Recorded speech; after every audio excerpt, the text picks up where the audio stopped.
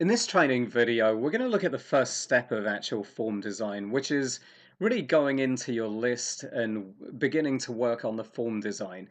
So in order to do that, you would need to know where to go in order to open up the form designer so that you can start work on the canvas. So I'm going to go ahead and I'm going to click into the list in question, which in my case is purchase order request list. So once I'm in the list, I just go up to the tab and I click on the list item. If you're in a library, it's just going to be the library tab. So then I can go over and I can click on the Nintex forms icon.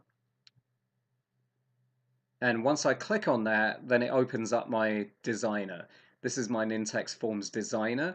And as you can see, it's really just like a list item form that you're used to seeing with the out-of-the-box forms, except there's some graphics on top, so you have an in-text image and then you have another background image here that are laid out.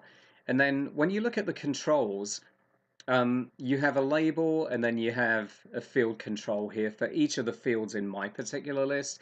These might come in differently depending on the type of field that you've selected, the data type of the field that you've selected, and the type of control that is driven by the out of the box selection. So the only thing that's different here is that you have your attachments control down here in the body of the form. So this is kind of nice because you can actually embed rules into the attachment. So if you complete one field, then you might have a dependency depending on the selection of the value of a particular field.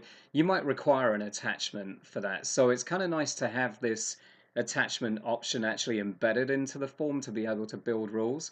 So when I scroll down here on the Nintex Forms Designer as well, you'll see that you also get a save button and a cancel button.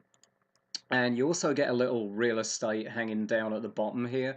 And the purpose of that is when you're working on your list control on your form controls, you might need to resize items and you might need to also move them around and get them out of the way while you're working on a particular item.